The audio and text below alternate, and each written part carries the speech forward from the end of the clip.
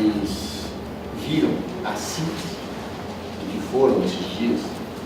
Todos nós temos um filme, é o filme da nossa vida. E todos nós temos as cenas boas e ruins, as cenas que nos dão saudade, as cenas que nos dão tristeza, as cenas que nos dão angústia, as cenas de superação, as cenas de quedas e as cenas que nós nos levantamos. Nós sabemos o que filme que virá, o que nos espera. E acho que em certos momentos, quando você termina uma etapa, vocês hoje estão terminando uma etapa, é bom fazer uma retrospectiva. Aqui foi apresentada uma tela, na tela a retrospectiva de vocês. E ao tempo em que eu via a tela de vocês, eu lembrava da minha. E a minha cabeça, na minha cabeça, vendo algumas cenas, algumas fotos, alguns quadros que eu queria registrar para vocês. O primeiro quadro que me veio à cabeça, vendo uma das cenas aqui, foi a minha infância. Eu tinha uma característica muito forte na minha infância. Eu era um garoto muito tímido, extremamente tímido, e que não conseguia falar com 3 pessoas na sala. Ou seja, eu fui sorteado para ser orador da turma no meu primário e chorei pedindo a música. Tinha vergonha de falar em público. Esse talvez fosse um defeito que nunca tivesse me abandonado. Mas, por sorte, eu encontrei na minha vida, num certo momento, um colégio experimental. Isso mostra o papel da educação e dos cursos na vida de uma pessoa. Era um colégio do Estado, gratuito, mas que era um colégio experimental que tinha as técnicas pedagógicas mais avançadas. Tudo que era novo se experimentava lá, para as pequenas cobaias, e eu era uma das pequenas cobaias. E, portanto, era um colégio que tinha um acompanhamento psicológico, um acompanhamento de orientação pedagógica, como talvez não exista hoje nem nas escolas pagas. Salas pequenas, em que os professores todos se reuniam, a partir da orientação de pedagogos, de psicólogos, analisavam os problemas de cada um daquelas crianças que estavam ali saindo para a vida. Na época a gente chamava de ginásio, né? Saindo para a vida num processo que se colocava como um desafio. E obviamente os professores diagnosticaram, depois eu percebi isso, que o meu problema era a profunda timidez, a impossibilidade de falar em público, a impossibilidade de falar com mais de 2 pessoas e expressar minhas ideias. E fizeram comigo um tratamento de choque. Eu era um bom aluno e me desafiavam, dizendo: olha, gostamos muito da sua pesquisa, amanhã é você que vai dar aula. E aqueles caminhos do inferno. E eu não queria dar aula, se você não for, você vai tomar 0. E o bom aluno, ele tinha medo de tomar 0 e tinha medo de falar em público. Eu precisava me superar. Ao mesmo tempo, eu tinha aula de teatro e hoje você vai fazer um monólogo, Cardoso. Vai lá fazer um monólogo. E o Cardoso ficava em pânico, porque como é que eu vou subir num palco e fazer um monólogo? Até decorar um monólogo eu conseguia, mas reproduzir eu não conseguia. E pouco a pouco, eu fui me superando, ou fizeram com que eu me superasse. E quando você tem uma dificuldade e você se supera, você começa a gostar mais de você. Eu imagino que uma pessoa que tem gagueira, quando começa a falar sem gaguejar, não quer mais parar de falar. Uma pessoa que tem dificuldade de andar, quando começa a andar, quer correr. E eu senti isso comigo. A hora que eu comecei a me sentir à vontade de falar com mais 3 pessoas, eu não queria mais parar de falar. E acho que isso continua até hoje, porque as opções que eu tive na minha vida e que se colocaram foram fundamentalmente opções de quem fala. Eu fui ser professor, coisa que eu sou desde os meus 22 anos de idade, tendo realizado na faculdade de monitoria desde os meus 18 anos de idade. E fui ser político, ou seja, alguém que fala muito, ou seja, que vai para o parlamento, onde se parla. De tal forma, isso determinou a minha vida. E vendo aqui um pouco esses quadros que vocês mostraram nesse curso, até que ponto algumas dessas coisas vão determinar a vida de vocês. Eu sei que determinou a minha. Sei, por exemplo, no outro quadro da minha vida, uma outra situação. No primeiro ano da faculdade de Direito, eu pensei em largar o curso. E por que eu pensei em largar o curso? Uma das opções que eu tinha feito, Jader, era fazer um atendimento gratuito na periferia da cidade que eu moro, São Paulo, um trabalho que a igreja fazia junto com o centro acadêmico, de atender as pessoas gratuitamente, as pessoas carentes. Na época nós não tínhamos defensoria pública, nós tínhamos os advogados ativos que atendiam, e nós fazíamos então o papel de atendimento gratuito, de assistência judiciária na periferia. É muito diferente você atender as pessoas carentes, exploradas e pobres no escritório, ou no escritório universitário, ou atendê-las onde elas moram, dentro da casa, refletindo sobre aquilo.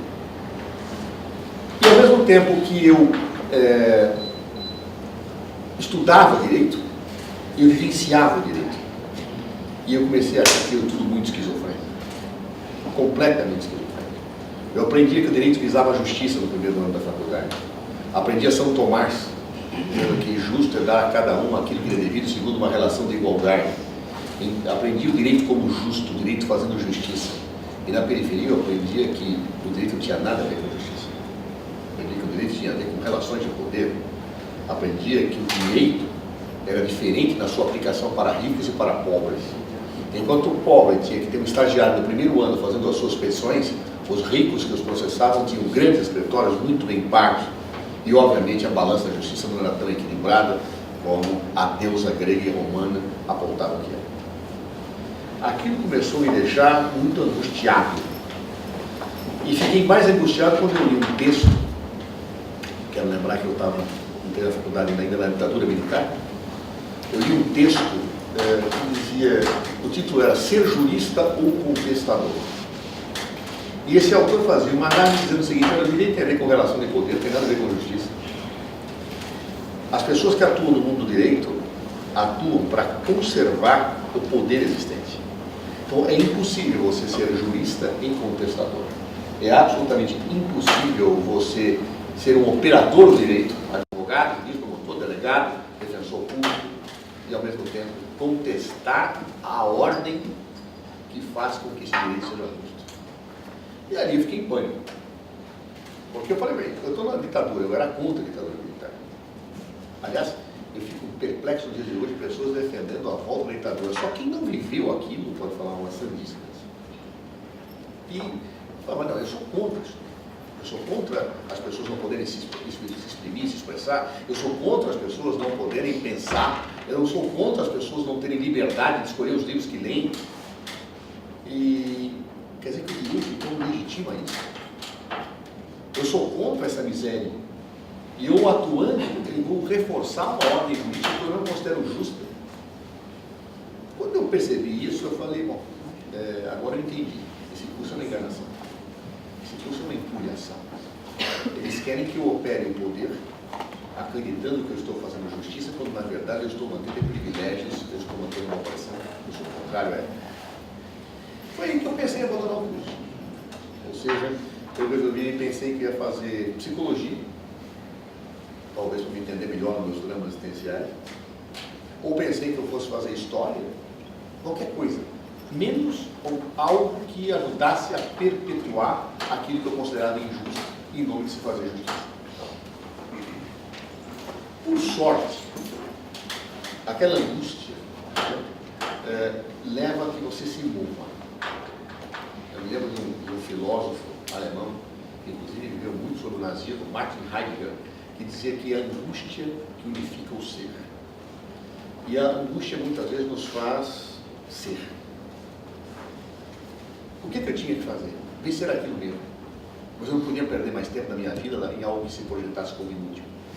Quando você quer viajar, não dá tempo de percorrer, você lê um guia. Você lê aquilo que você não terá tempo de percorrer. Eu comecei a ler muito sobre filosofia do direito, muito sobre direito, para ver se aquilo era aquilo mesmo. E se eu tomaria uma decisão errada ao me convencer que era impossível ser jurista e contestador. Um dos primeiros textos que eu li naquela época foi um texto de um professor francês que me chamou a atenção para algo curioso. Eu comecei a perceber que por que a faculdade era descompassada com a realidade. Esse texto é um professor francês chamado Michel Miaille, que havia escrito um livro chamado Uma Introdução Crítica ao Direito. E na abertura desse livro, ele fazia uma análise fascinante, que ele dizia o seguinte: qualquer curso que você faça, ele se assemelha a um roteiro turístico. O professor, ele é um guia turístico. Ele é um guia turístico que tem só uma diferença de você. Ele já percorreu e conhece bem os lugares. E ao percorrer e conhecer bem os lugares, ele faz uma seleção. Ele faz um roteiro turístico. Ele faz uma proposta de tour sobre aquilo que você quer conhecer. E aí ele falava algo que me chamava a atenção. Ele dizia: todo professor é um guia turístico que seleciona os locais que você vai conhecer segundo os seus próprios critérios valorativos. Ou seja, o professor quer agradar o cliente. Então ele leva a pessoa a conhecer os lugares que ele gosta. Não necessariamente todos os lugares que a realidade aponta. E por isso, obviamente, eu cheguei à percepção que um professor nunca é neutro. Um professor sempre valora. O professor é um guia turístico que seleciona os pontos a serem visitados dentro da visão que ele tem do local que deve ser feito. E aí eu percebi e perguntei o seguinte: será que o roteiro turístico que eu estou seguindo na faculdade é oposto àquele que eu estou vendo ou são complementares? Ou quando eu vou para a periferia, eu estou vendo um outro roteiro turístico? Vou dar um exemplo para vocês. Imagine o seguinte: vocês vão ao Rio de Janeiro hoje e contratam, não conhecem o Rio, e contratam uma empresa turística para conhecer o Rio de Janeiro. E aí, vem lá os locais. O que você vai ver na sexta, o que você vai ver no sábado, o que você vai ver no domingo. Na sexta-feira você vai ao Corcovado e vê aquela vista deslumbrante, aquela coisa maravilhosa. Você fala: meu Deus do céu, não é à toa que chama isso daqui cidade maravilhosa. Olha que triste, olha que local, olha que coisa exuberante. Dá nem vontade de ir embora, você fica maravilhado com aquela beleza do Rio de Janeiro. Depois você vai andar de bondinho no Pão de Açúcar. Uma coisa deliciosa, você naquele bondinho, aquela vista, aquela coisa aí, depois anda lá dentro, é coisa, um espetáculo. Depois vai visitar a praia de Ipanema, né? E tem aquelas pessoas bonitas, saradas, queimadas, bem nutridas, jogando, correndo, fazendo exercício, ali na Vieira Solto, aquelas coberturas incríveis. Você fala: puxa, isso aqui cidade maravilhosa, que coisa espetacular, que coisa estupenda. Mas vamos imaginar que quando termina isso, o guia pergunta: o que você achou do Rio de Janeiro? Que coisa linda. É realmente a cidade maravilhosa. Corta. Ao invés de procurar essa agência de turismo, você vai numa outra, que é aquela que existe hoje, que são aquelas agências de turismo alternativas. Que vão mostrar para você uma realidade outra do Rio de Janeiro. Então, o primeiro ponto que você vai visitar na sexta-feira é Bangu 2, a penitenciária de segurança máxima, onde você vai ver aquilo, vai ver pessoas empilhadas. Você fala: mas gente do céu, ele quer que recupere as pessoas aqui dentro. Isso aqui, você cai aqui, você nunca mais vai esquecer isso aqui, você vai sair atormentado no resto da vida. Você vai acontecer com tudo com você mesmo, sem recuperar. Aí sai de lá, você vai conhecer a favela da Rocinha, onde você tem que andar se rastejando atualmente, porque os tiros passam por cima, se o tiro não te pegar, você continuará um tour, indo a outros lugares. E vai ensinar, quando você terminar esse roteiro alternativo, você fala: gente, isso aqui é filial do inferno. O Rio de Janeiro é uma franquia do capeta. Uma franquia para você conhecer a coisa mais horrorosa do mundo. Veja, vamos imaginar que alguém que tenha feito o primeiro roteiro encontre no mesmo final de semana com aquele que tinha feito o segundo. E conversarão, e um perguntará para o outro: onde você esteve? Ah, eu estive no lugar mais lindo do mundo. E você? Eu estive no inferno. Conheci o inferno, é mesmo? Onde fica o inferno? No Rio de Janeiro. Peraí, eu estive lá e aqui mais. Duas pessoas seguindo roteiros turísticos diferentes, selecionadas pelos seus respectivos condutores. e viram a realidade através de perspectivas diferentes. Eu percebi que o meu curso de Direito me levava a um roteiro turístico completamente diferente do roteiro que eu via na periferia. E que fatalmente eu teria que fazer os meus roteiros para que eu pudesse chegar a uma conclusão em relação à minha permanência ou não fazendo o curso de Direito. E aí eu comecei a estudar mais. E eu comecei a chegar a uma conclusão oposta. Eu comecei a achar que é possível sim ser jurista e ser contestador. Ser jurista e contestar. Utilizar o direito para atacar a injustiça que muitas vezes o próprio direito perpetua. Como é que eu percebi isso? Lendo alguns livros, vendo alguns exemplos. E eu percebi, por exemplo, através de um livro antigo chamado Direito e Ascensão do Capitalismo, 2 autores norte-americanos, que como ao longo da Idade Média, juristas atacaram a estrutura feudal construindo teorias para fazer com que a realidade da nascente sociedade capitalista nascesse de dentro do sistema feudal. E como muitas vezes, em situações opressivas, juristas desenvolvem a retórica jurídica justamente para denunciar o próprio direito. Agora, à tarde eu dava um exemplo que me marcou muito, eu volto a falar para vocês, de um advogado liberal na ditadura de Getúlio Vargas, que tem um fato fascinante, a meu ver, que é Sobral Pinto. Sobral Pinto era um liberal, mas se revoltava com a ditadura. Ele resolveu advogar na defesa de presos políticos sem cobrar nada, mas lutar para que direitos fossem respeitados. E até que ele pegou como causa um comunista argentino que tinha sido preso ilegalmente e estava sendo brutalmente torturado. Ele era o chefe da polícia lá. Ele inventou vários habeas corpus, mas o Poder Judiciário estava inteiramente controlado pela ditadura Vargas. Inteiramente controlado pela ditadura Vargas. E ele perdia tudo. Até que chega um momento em que ele, depois de perder tudo, impetra o último habeas corpus, invocando a defesa daquele comunista argentino a lei de proteção aos animais. O que ele ia argumentar? Ele diz o seguinte: a lei é clara, a Constituição é clara. Dado isto, tem que ser solto. Os fatos são claros. São os fatos que a lei manda que ele seja solto. Eu expus tudo isto, os fatos do direito, e os tribunais dizem que não se aplica. Eu só posso chegar a uma conclusão. Como não há dúvida quanto aos fatos, nem quanto à vigência da Constituição, a conclusão que chega é que, como esta lei é aplicada a seres humanos, um comunista não deve ser visto como seres humanos pelos nossos tribunais. E aí me pergunto eu, o que é um comunista? Será um crustáceo? Será um mineral? Será um vegetal? Fala, de tudo, analisando as características de tudo isso, e chega a uma conclusão, que se ele não é ser humano, não é crustáceo, não é vegetal, ele só pode ser um animal. Ou seja, para os tribunais brasileiros, não se aplica a lei porque comunista não é ser humano, é animal. Então eu rogo aos tribunais que apliquem a lei de proteção aos animais, que não torturem os bichinhos, que não machuquem os bichinhos e que não tratem o meu cliente como se fosse um mineral, porque animal tratem-no com a dignidade que se dá a um animal. É o que eu peço, para que não se trate ele abaixo de animal. Óbvio que ele não queria ganhar. O que ele queria fazer? Usar o direito para denunciar o próprio direito. Usar o direito para denunciar a injustiça. Utilizar a retórica jurídica para denunciar aquilo que estava por baixo de uma relação de poder acobertada por um direito falso. Isso deu um escândalo. E ele denunciou através de um habeas corpus uma ditadura.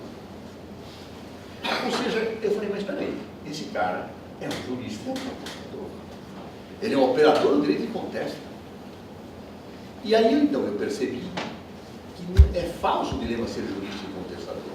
Que eu posso atuar com as minhas crenças, visitando os roteiros turísticos que eu acho oportunos, dentro do próprio direito, mas eu precisava ter capacitação técnica para isso.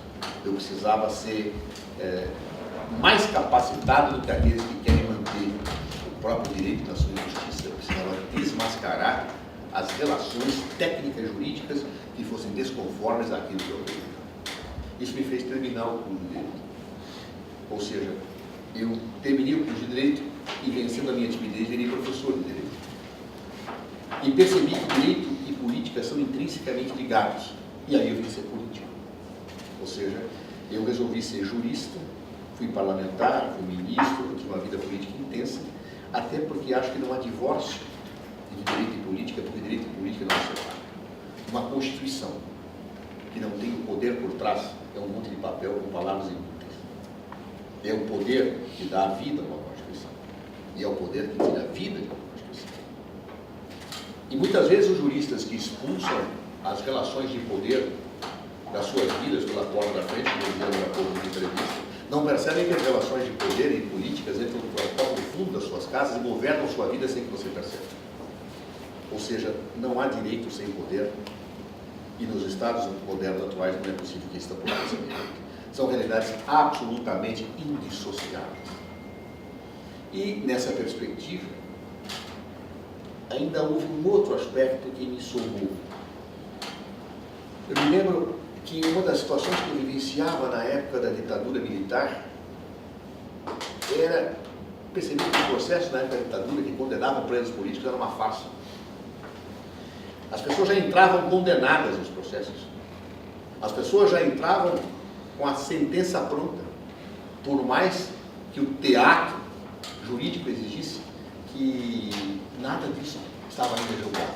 Mas todos sabiam que estavam condenados. E eu me lembro de uma palestra, que eu não me lembro nem o professor, nem quem foi quem fez a pergunta, mas foi um colega meu, e ele perguntou o seguinte: professor, eu estou profundamente desestimulado no meu curso, ele fez a pergunta no momento em que eu estava também desestimulado e querendo saber se eu devia fazer ou não. Eu disse: mas que adianta? Eu queria ser advogado. Agora, eu vejo que nós, advogados, nesses processos, agimos como verdadeiros palhaços. Nós sabemos que o réu está condenado. Nós fazemos toda a defesa, sem modificar uma vírgula, porque o juiz não escuta absolutamente nada. No fundo, o que nós estamos fazendo é apenas dando legitimidade a uma farsa.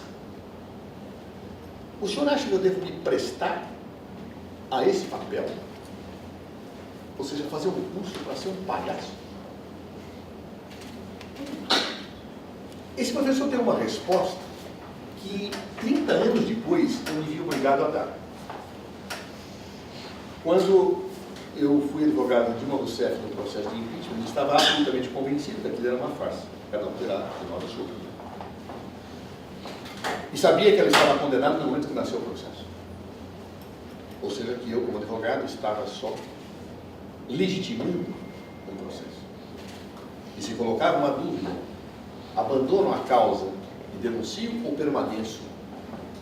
Tentando demonstrar o absurdo daquela situação, como o Seabra Fagundes fez, como quando o Sobral Pinto fez, quando impetrou um habeas corpus, invocando a lei de proteção da vida. E aí, eu me lembro que durante aquele processo, um aluno na faculdade que eu dou aula, na Universidade Católica de São Paulo, numa palestra que eu estava dando, ele falou: professor, eu tenho assistido às suas defesas, eu estou convencido que o senhor está absolutamente correto em dizer que não há crime de responsabilidade. No entanto, eu acho que você está fazendo um papel de palhaço, porque ela já está condenada. E o senhor está apenas legitimando esse processo. Se isso é verdade, me dê só uma razão para continuar o curso de Direito. E eu me lembrei da situação na época da ditadura, em que a questão era análoga e se colocava a mesma coisa. E eu respondi para aquele aluno aquilo que aquele professor me respondeu naquele momento. Ou respondeu para o meu amigo naquele momento. Ele disse: muitas vezes pode acontecer que um juiz não nos ouça ou não nos queira ouvir. E você falará à toa. Mas mesmo assim vale a pena você agir como advogado. Só faça uma coisa: fale mais alto, grite, para que seus gritos saiam da sala de audiência e ganhem as ruas. Porque ao falar mais alto, ao gritar, fazendo com que as pessoas que estão fora da sala de audiência ouçam, você criará as condições para que as pessoas percebam o que está acontecendo lá dentro. Talvez não naquele momento que a pessoa irá presa, mas indiscutivelmente na cabeça das pessoas ficarão os sons dos teus gritos. E o som dos teus gritos permitirá que muitas vezes a história não repita mais a injustiça. Eu dei essa resposta um dia para esse mesmo aluno, dizendo: a minha ideia é gritar mais alto do que o Senado geral. para que a história registre que situações desse tipo ofensivas à democracia não mais se repitam. Se eu não der esses gritos, a verdade ficará com aqueles que acusam. Eu tenho que disputar os gritos da sociedade para que a minha verdade, pelo menos aquela que eu acredito, se coloque. Tudo isso eu estou dizendo no filme da minha vida para dizer que o que mudou a minha vida, ou o que determinou nos acertos e nos erros, em larga medida foram os cursos que eu fiz. Em larga medida foi aprendizado.